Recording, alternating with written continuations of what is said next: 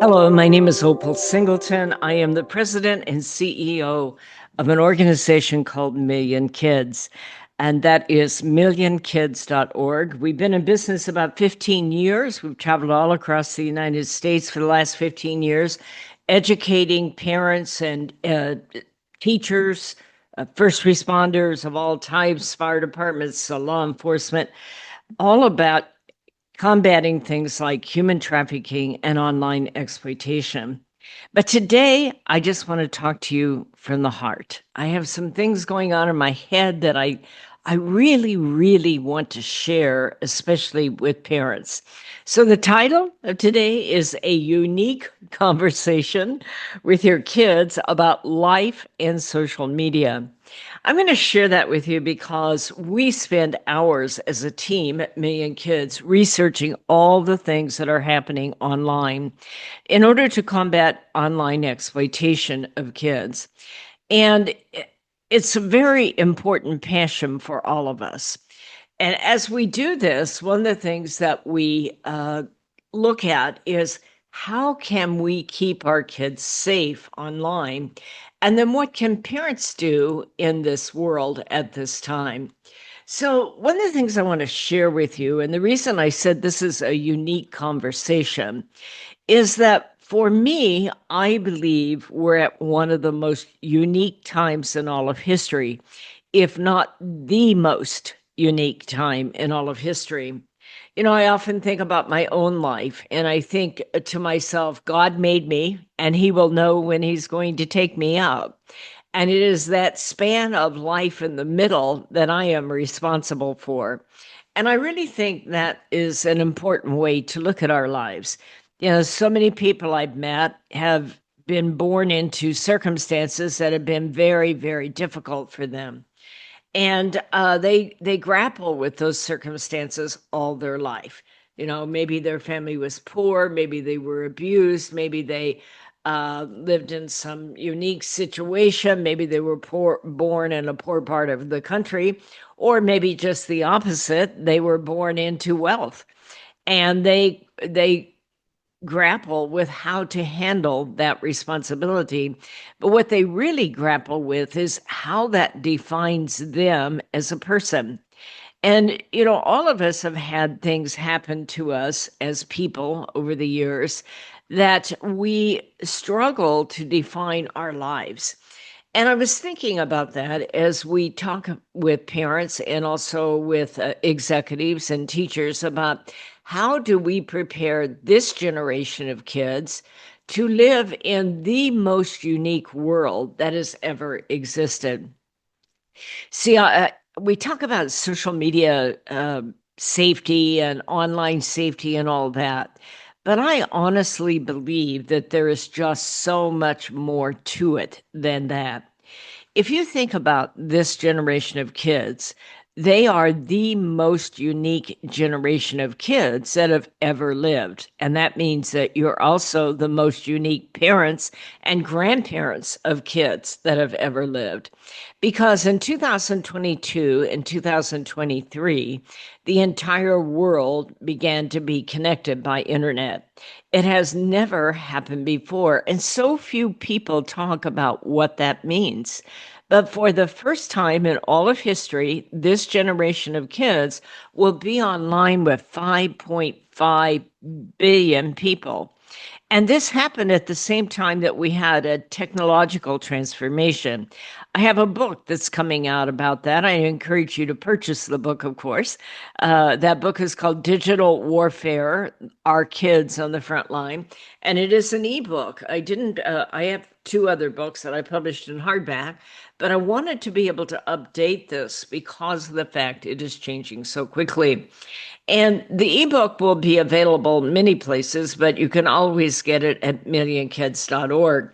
I'm going to be doing an audio version of that book also for what it's worth.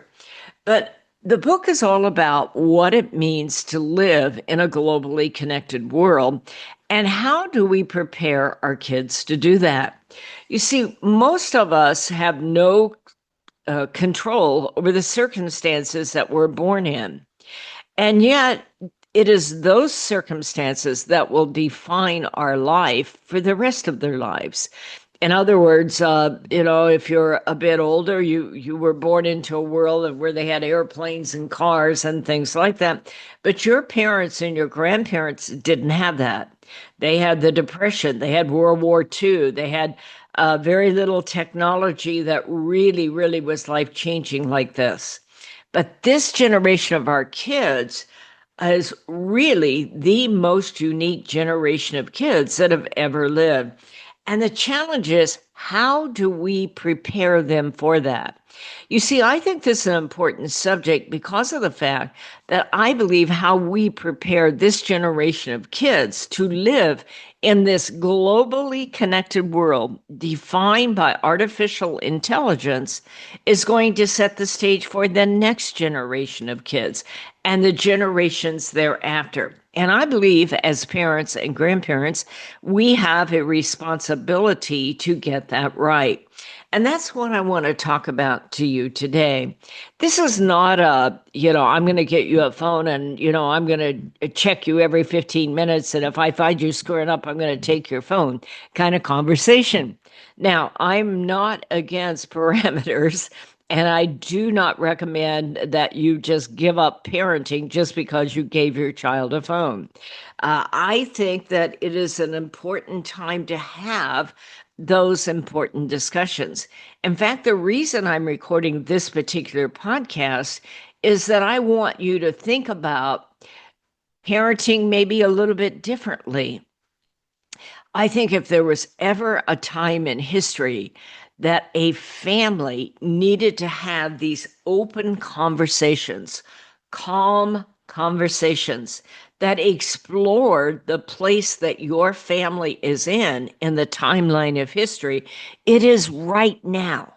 I think that first of all, parents need to agree if there is a two-parent household, not always they're in there, but if there is a two-parent household, I think it's important that you and spouse have these conversations about what are our values online?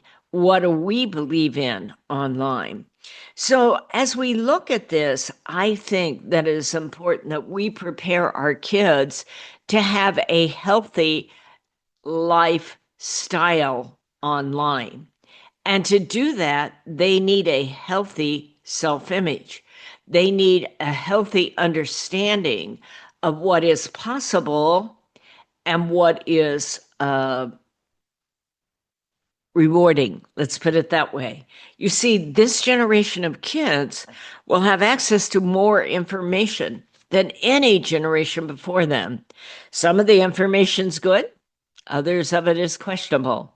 They'll have access to more webcam sex than any generation before them, more access to pornography than any generation before them, more access to violence, and more access to political groups and geopolitical groups and terrorist groups and cartels and criminal groups. All of those people are online as well as the good people. And one of the problems is that this is the generation that is going to make their decisions online based on what they're exposed to and who they're contacted by. And as we do that, I think that that drives us into having these open conversations with our kids about who they are and how they see themselves, because they're going to have more opportunity than you can ever imagine. And you won't be able to protect them from that. They're going to be exposed to more untruth and truth that is altered and modally, I can't say the word, politically motivated, thank you, than ever before. So as I look at this and I talk to our team here at Me and Kids, and I'm very, very grateful for all the people that we're a small group. We are a train the trainer group. We've spent the last 15 years, most of us, in either law enforcement, supporting law enforcement, or maybe private investigations. And so we are exposed to all the various ways that online interactions can go wrong. And we have a tendency to focus on that because we're looking for prevention. But mom and dad, the more I think about this, the more I believe that these are important conversations that you sit down with your kids and say, I want you to think about your life in the timeline of history. And, nobody has ever been where you've been. And I know that you think you're going to recognize danger when you see it, but how can you recognize something you don't even know what it is or what it's going to look like? And then how do we teach you to make good cognitive decisions in the face of that exposure? And so that means you're going to have to grow up faster than any generation before you. Now, it can be a lot of fun because you're going to see all this technology and like that, but it also can be painful if it goes wrong. And, I'm your parent. I want the very best for you. I look at you. I'm so proud of you. I believe in you. I know that you're smart. I also know that you like to take chances, but who didn't? I think you have some of the family blood in you. Risk taking is part of our lives and like that. But I also know that you're a good person that wants to do right. And I'm responsible for helping you figure out what right is, whatever that is in a world of AI and chatbots. So let's talk about it. I think it's important that we look at what is going on in the name of technology. I think that's so important, mom and dad and grandma and grandpa, because so many kids now, I mean, basically, we handed them a global toy. Okay, it's a lot more than that, but they have chances to try out really cool stuff. And they're smarter at it than we are, by the way. We might as well get over that right now. They already understand it better than we do. So they're going to, if we give them a nudify site, they are going to use it to take somebody's photo and create a nude. I mean, for kids, that's funny. However, it is also illegal, pornographic, and extremely harmful to the person that you are altering their image. So it's important to have this conversation with them that you sit down and say, just because we can doesn't mean that we necessarily should. I think it's important to talk about digital morality. Talk about your own basic morality. Who are you? What do you think about stealing? What do you think about all these groups that go into these retail shops and just take what they want? Is that harmful? Is that illegal? Is it moral? Just because you can doesn't make it right. What about the people that are being harmed by it? The people who work there, the people who own the store, and like that. What about deep fakes? That you can take an image and you can alter it. Yeah, if you're creating a advertising campaign, that can be kind of funny. We see them on TV all the time, and believe me, it will be a way of life. But just because you can, what about what happens if that happens to you? How are you going to handle that? Let's say someone gets your photo and alters it. What do you think happens there? Will it affect you emotionally and like that? And I think that these are important discussions. I think it's encouraging for a family to sit down as a family and write down their values, help them talk about empathy, empathy online, understanding what is happening, and really how to respond to it.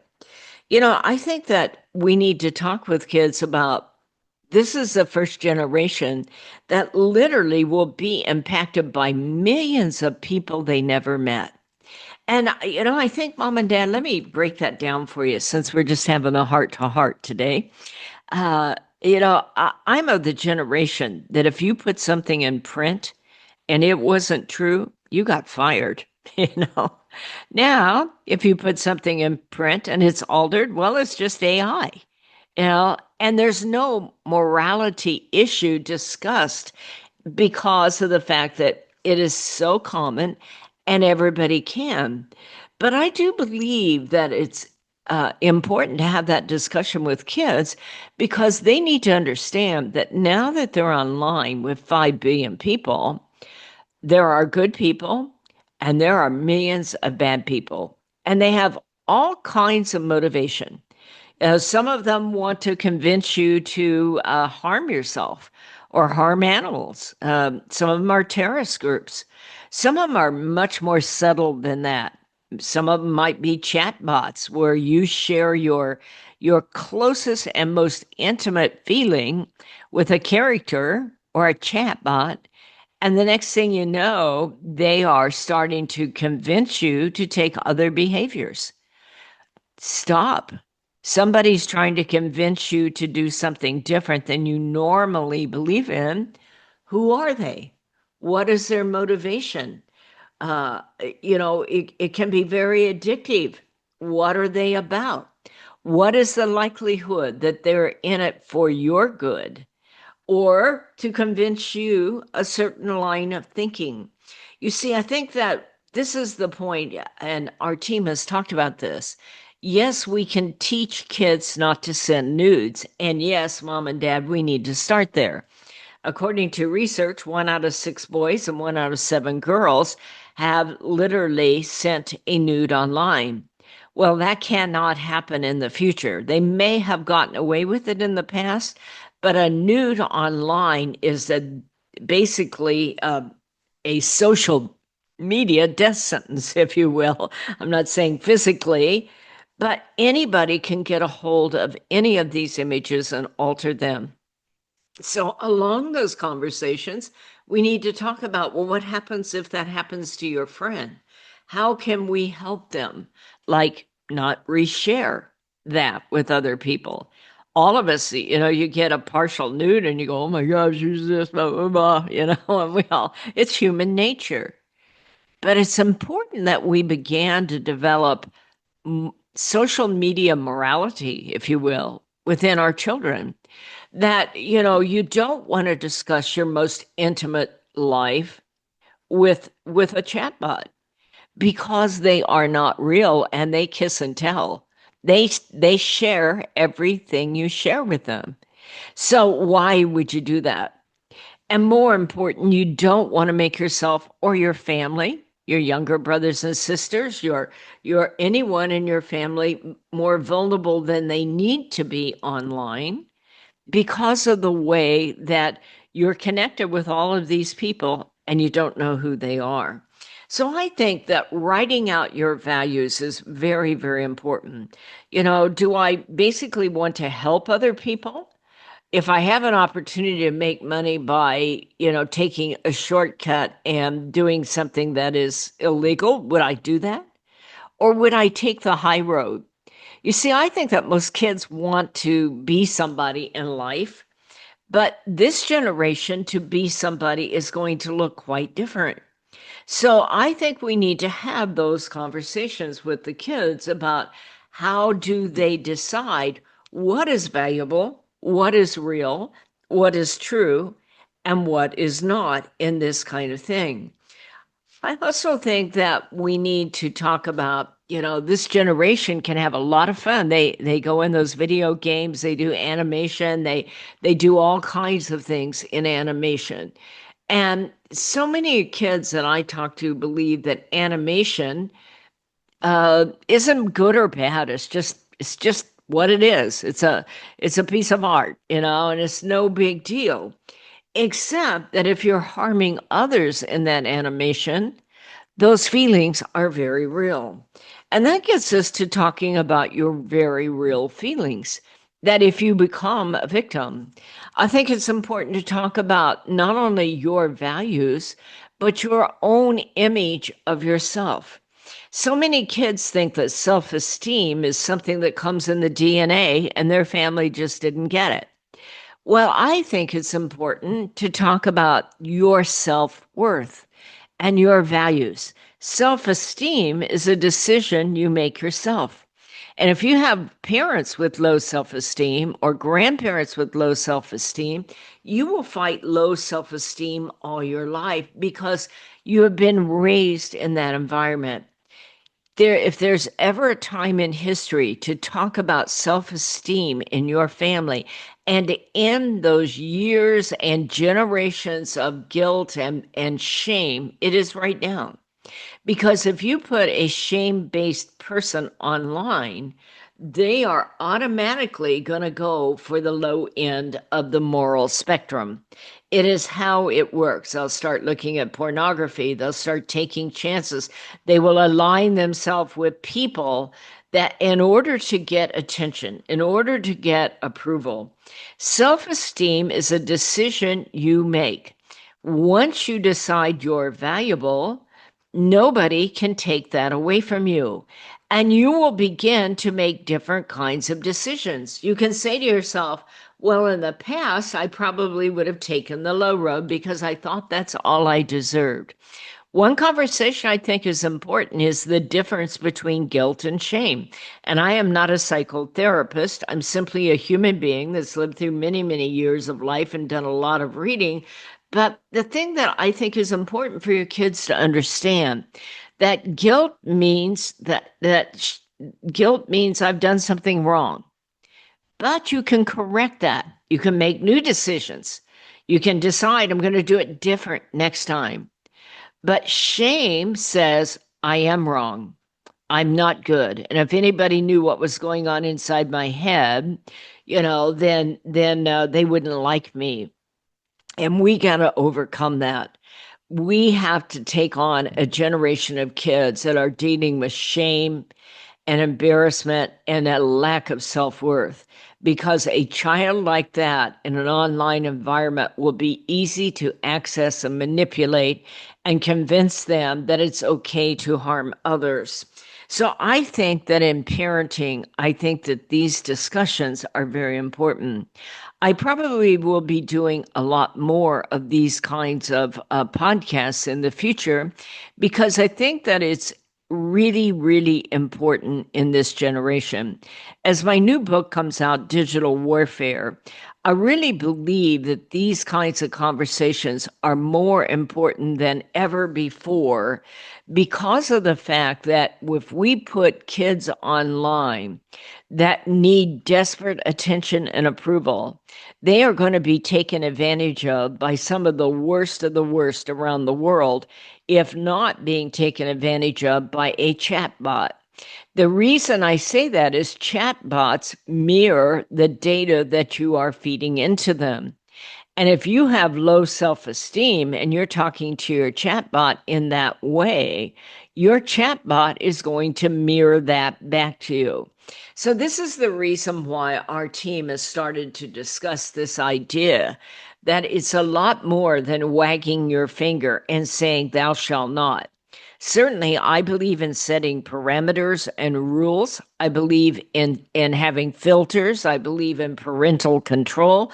I believe that no prepubescent child should ever be online on the World Wide Web to talk to anybody and everyone they want, because they do not have the cognitive decision making, but they also have not yet developed the character skills and that character self-image to know who they are and what they stand for.